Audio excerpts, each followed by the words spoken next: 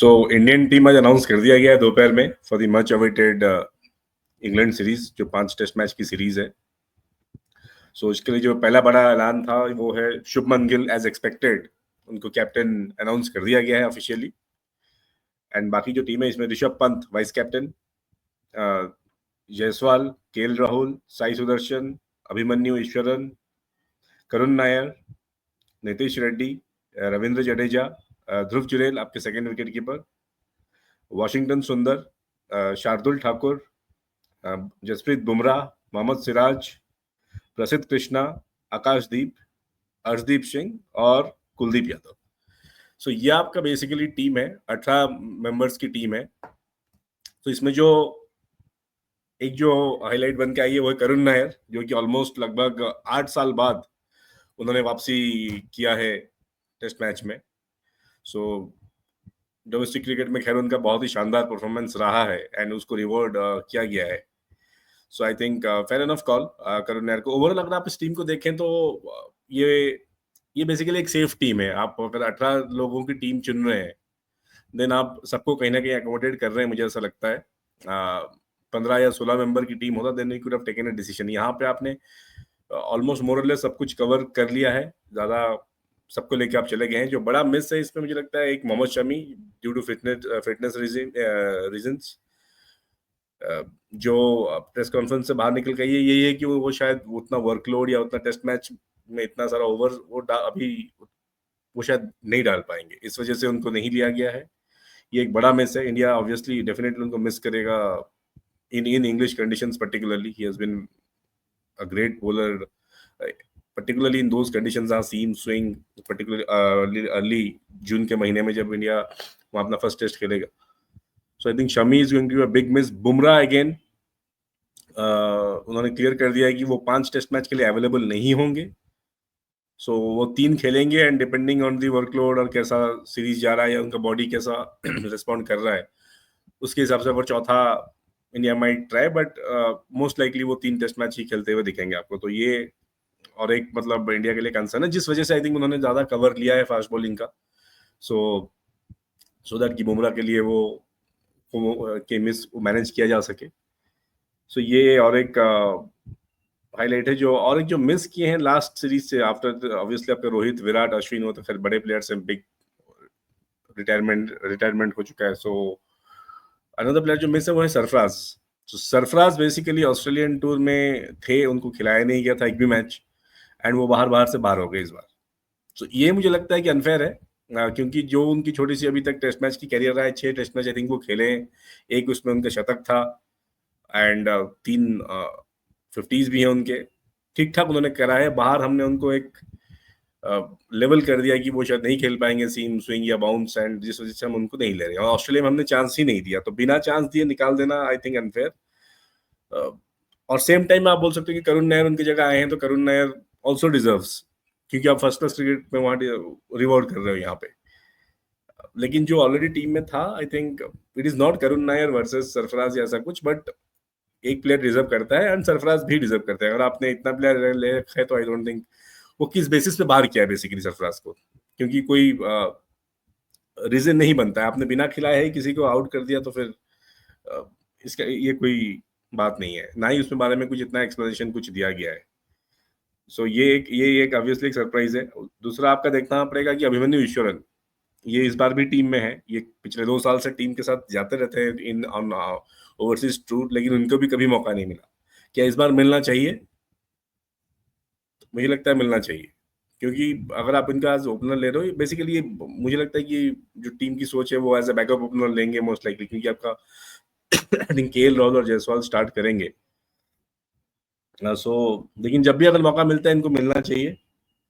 साई सुदर्शन को I think fast track किया गया है ड्यू टू हिज, मतलब मुझे लगता है वो एक रिसेंसी है, क्योंकि अगर उनकी सिर्फ रेड बॉल क्रिकेट या फर्स्ट क्लास क्रिकेट की रिकॉर्ड आप देखें तो ठीक ठाक रिकॉर्ड है, मतलब it's not that very good. वैसे बहुत प्लेयर्स है उस टाइप के रिकॉर्ड के, लेकिन overall he looks very compact. Technique उनकी अच्छी मतलब गुड टेक्निक, कॉम्पैक्ट प्लेयर। और ये एक मुझे लगता है कि एक फ्यूचरिस्टिक सिलेक्शन है, जहां वी आर होपिंग कि वो क्लिक करें and serves India in the long run. तो ये ऑल फॉर्मेट प्लेयर है शाही सुदर्शन, तो इनको इनके सिलेक्शन में कोई इश्यू नहीं है, एक्सपेक्टेड था, क्योंकि उनके उनके तरफ माहौल बन भी रहा था, and he is also playing well अभी, जितने भी वो खेले हैं। नॉट दैट कि आईपीएल का परफॉर्मेंस को you should take in while selecting a test squad, लेकिन ओवरऑल वो दिखे हैं कॉम्पैक्ट, एंड उनके टेक्निक वाइज भी सही दिखे हैं। नाउ सबसे बड़ा सवाल शुभमन गिल, इस पे बहुत सारे क्वेश्चंस मार्क उठे हैं। क्या शुभमन गिल डिजर्व करते हैं आपके इंडिया के कप्तान बनना, वो भी टेस्ट मैच में, जो आपका सबसे मतलब which is the highest format? So मुझे लगता है कि ऑब्वियसली डिजर्व करना मतलब he is yet to prove himself as established test batsman, to be honest. बाहर सेना कंट्रीज में वेरी मतलब एवरेज रिटर्न्स है अभी तक, घर पे वो ठीक ठाक खेले हैं, लेकिन बाहर एवरेज रिटर्न्स है। प्रॉमिसिंग प्लेयर है, लेकिन उस बेसिस पे कप्तान करना एक डायलेमा था ऑब्वियसली, क्योंकि he is not an established batter in test cricket अभी तक। तो मुझे लगता है ये जो है appointment, this is on more of a presumption and a hope कि we are backing you, and ये हम होप कर रहे हैं कि आप चल जाओ, both as a leader and as a batsman. So इस पे ये selection more or less based है, rather than on whether deserving है नहीं डिजर्विंग है। और जो बोला गया है कि उन्होंने बाकी प्लेयर से, लीडरशिप ग्रुप से सबसे फीडबैक लिए हैं, एंड गिल का नाम वहां उभर के आया है। सो ये भी और एक वजह है जिस वजह से उनको कप्तान घोषित कर दिया गया है। ऋषभ पंत वाइस कैप्टन, आई थिंक ये बहुत दिनों बाद मैं बोलूंगा ये एक मतलब बोल्ड मूव है इंडियन क्रिकेट में, क्योंकि Gill and Pant more or less or like similar है। हमेशा क्या होता है कि एक सीनियर प्लेयर होता है कप्तान, और उसके नीचे एक वाइस कैप्टन, ये लोग ग्रूम करते हैं। आई थिंक विराट कोहली, अजिंक्य रहाणे वो थोड़ा डिफरेंट इस तरह का था, लेकिन Kohli was always like ahead of the curve. लेकिन जब से रोहित शर्मा अपॉइंट हुए थे, तब से कोई आपका स्थायी वाइस कप्तान अनाउंस नहीं हुआ है, जिस वजह से आप किसी को ग्रूम भी नहीं कर पाए। अब यहाँ गिल और पंत, पंत इज बेसिकली आप देखेंगे तो एक बड़े चैलेंजर है, मतलब डायरेक्ट चैलेंजर है। एक तो कॉन्टेम्पररी है, एज ग्रुप मोरलेस सेम है, एंड पंत टेस्ट में एस्टेब्लिश प्लेयर है। तो आई थिंक इस टीम में अगर आप देखें बुमराह पंत, ये आपके बिल्कुल एस्टेब्लिश प्लेयर है in test match cricket. So Pant आपके डायरेक्ट चैलेंजर बनेंगे गिल के, he will always be down the throat. So ये एक बोल्ड मूव है, अच्छा मूव आई थिंक। अगर इस टीम को देखें तो दोनों यंगस्टर्स हैं, एंड ये looking them to take the mental of test cricket forward for India. तो इस लिहाज से I think good call to have Rishabh Pant as vice captain, in case कभी गिल खेलते नहीं खेलते तो you have Pant is a good guy to step in. तो इसमें कोई डाउट नहीं है। लेकिन हाँ, क्या बुमराह, क्योंकि आपका अगर ऑब्वियस चॉइस आप देखें कैप्टनसी में तो बुमराह, तो वो एस्पिरेशनल तो ऑब्वियसली थे हमेशा से, वो इसके बारे में वोकल भी थे, उन्होंने कप्तानी भी की ऑस्ट्रेलिया में।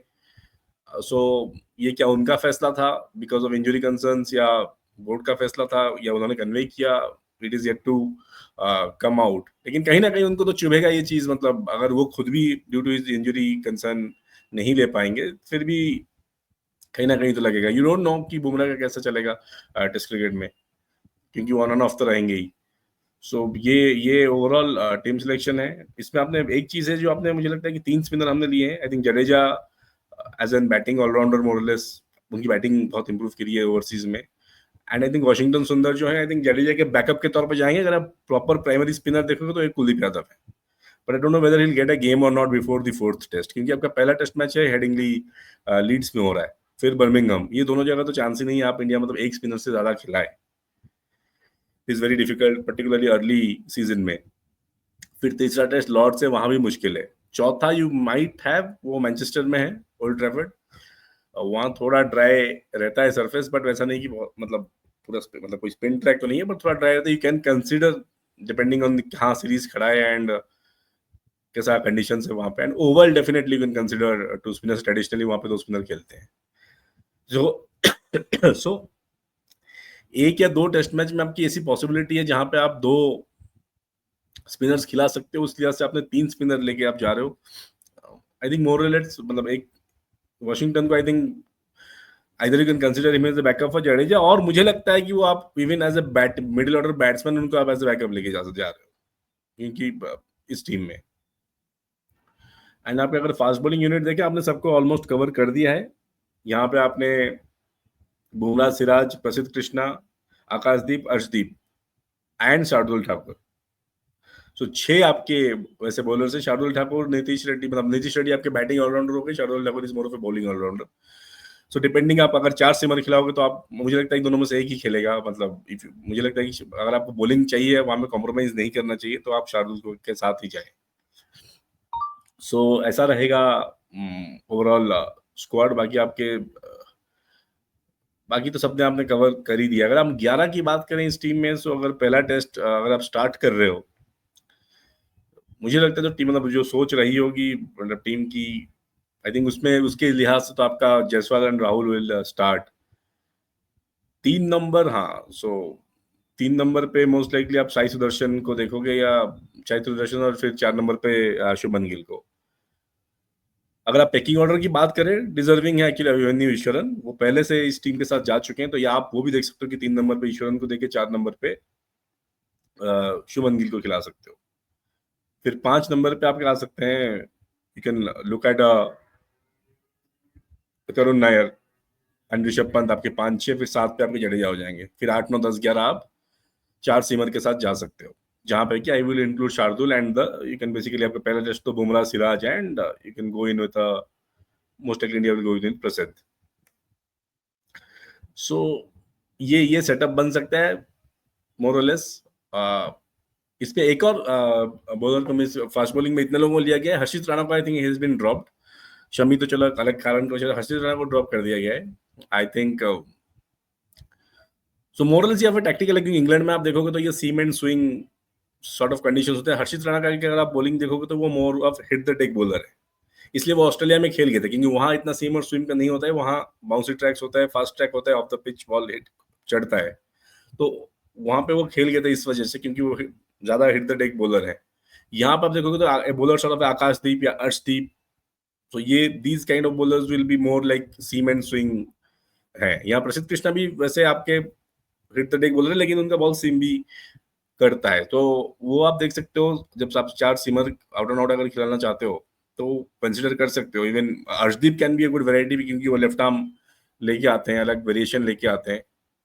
सो इस लिहाज से, सो लेट्स सी कैसा ये टूर जाता है इंडिया का। इट विल बी टफ, ये एक ट्रांजिशन फेज है इंडियन क्रिकेट में। आई थिंक बहुत सालों बाद इस तरह का कोई टीम बना है जहां पे इतने सारे नए प्लेयर्स हैं, इतने सारे वैकेंसीज बनी है एक साथ टीम में। आपके 3-4 प्लेयर्स चले जाए, मतलब इस ट्रिप में अगर आप देखो तो आपके मतलब रोहित शर्मा, विराट कोहली, अश्विन, इवन मोहम्मद शमी, ये 4 प्लेयर हो गए। उससे 1-2 सीजन पहले आपने पुजारा और रहाणे को भी बाय बाय बोल दिया था। सो ऑलमोस्ट 4-5-6 कोर प्लेयर्स आपके इस टीम में है नहीं। सो चीज मतलब ऐसा इतना बड़ा कभी हुआ नहीं है कि एक साथ लोग निकल जाए बहुत सालों में।